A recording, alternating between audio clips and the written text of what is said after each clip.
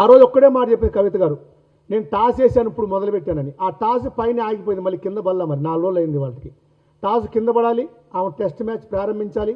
ఆ టెస్ట్ మ్యాచ్లో కవిత గారికి విజ్ఞప్తి చేస్తున్నాం, చేతులు జోడించి నమస్కరిస్తున్నాం. అమ్మ, మీరు జ్ఞానోదయం అయ్యి మీరు దోచుకుంది కాకుండా మిగతా వాళ్ళు దోచుకుంది అన్నీ కూడా బయట పెట్టాలి. ఆ టెస్ట్ మ్యాచ్ తొందరగా ప్రారంభించాలి.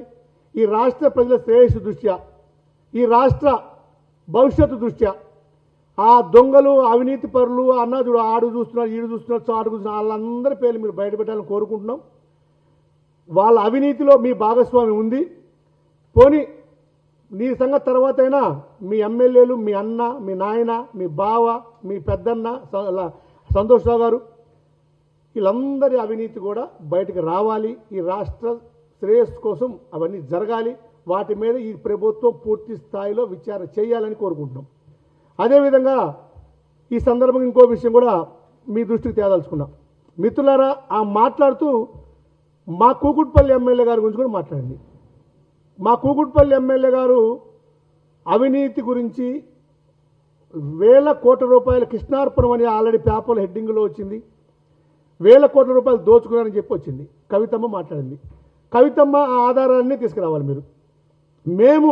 నేను ప్రత్యేకించి టీపీసీసీ అధికార ప్రతినిధిగా, పీసీసీ సభ్యుడిగా కూకుట్పల్లి నియోజకవర్గంలో దాదాపు 26 సంవత్సరాల దాకా రాజకీయాల్లో ఉన్నా.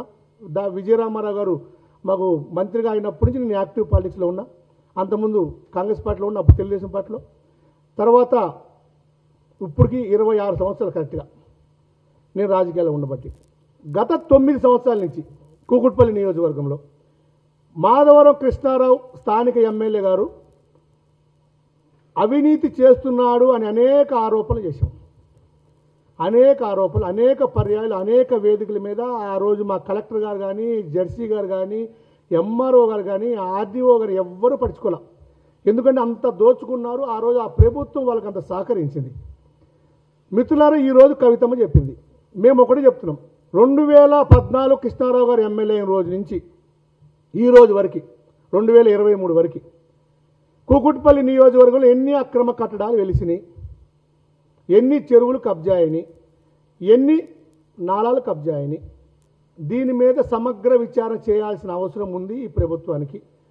చెయ్యాలని చెప్పి డిమాండ్ చేస్తున్నాం. కాంగ్రెస్ పార్టీ నాయకుడిగా, అధికారపతిగా, స్థానిక పీసీసీ సభ్యుడిగా డిమాండ్ చేస్తున్నాం ఈ ప్రభుత్వాన్ని. నేను డిమాండ్ చేస్తున్నా, నేను కూడా పార్టీ కాబట్టి చెప్తున్నా. రెండో విషయం, కవితమ్మ చెప్పింది, ఆ ఆధారాలన్నీ బయట పెట్టాలి. మేము చెప్తూనే ఉన్నాం. 2014 మ్యాప్లు, ఇప్పుడు మ్యాప్లు, 14లో నాలాలు, ఇప్పుడు నాలాలు, 14లో ప్రభుత్వ స్థలాలు, ఇప్పుడు ప్రభుత్వ స్థలాలు, కూకుట్పల్లి నియోజకవర్గంలో ఎన్ని అయినాయి. నేను అనేక పర్యాలు చెప్పా, కూకుట్పల్లి నియోజకవర్గం చరిత్రలో నిలబడబోతుంది. కబ్జాల్లో, నాలాల కబ్జాల్లో, అక్రమ కట్టడాల్లో, అవినీతి కంపులో అని 100 సార్లు మేము మొత్తుకున్నాం. కానీ ఇలా ఈరోజు సందర్భం వచ్చింది, దోచుకున్న వాళ్ళందరూ, దాచుకున్న వాళ్ళందరూ టైం వచ్చింది, బయటకు వచ్చారు. ఎందుకు చెప్తున్నామంటే, నేను ఆ రోజు జేసీ దగ్గర అఖిల పక్షంలో ధర్నా చేసిన, సిపిఐ, సిపిఎం, తెలుగుదేశం, బీఎస్పీ అందరినీ చెప్పి ధర్నా చేసాం. మమ్మల్ని పడుచుకోలే.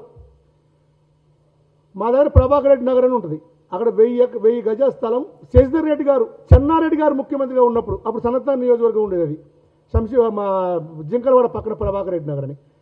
దాన్ని కబ్జా పెట్టి ప్లాట్లు చేసి అమ్ముకుంటే, నేను ఎంఆర్ఓని, కలెక్టర్ని, అప్పుడు మా ముఖ్యమంత్రి గారు మా పార్లమెంట్ సభ్యుడిగా ఉన్నా, ఆయన్ని అందరినీ పట్టుకుని దండం పెట్టినా కాపాడలేకపోయాం. అలాంటి, నేను ఇది ఒకటి ఉదాహరణ చెప్తున్నా, అలాంటి ఎన్ని జరిగినాయి మా నియోజకవర్గంలో. దానికి ఎవరు? ఇప్పుడు టైం వచ్చింది, ఇప్పుడు సందర్భం వచ్చింది, ఇప్పుడు నిజ నిర్ధారణ జరగాల్సిన సమయం ఆసన్నమైంది. అందుకే మళ్ళీ చెప్తాం, కవితమ్మ, మీరు మా ఎమ్మెల్యే గారి మీద చేసిన ఆరోపణలకు సాక్ష్యాలు ఇస్తే ఈ ప్రభుత్వం చర్యలు కూడా సిద్ధంగా ఉంది.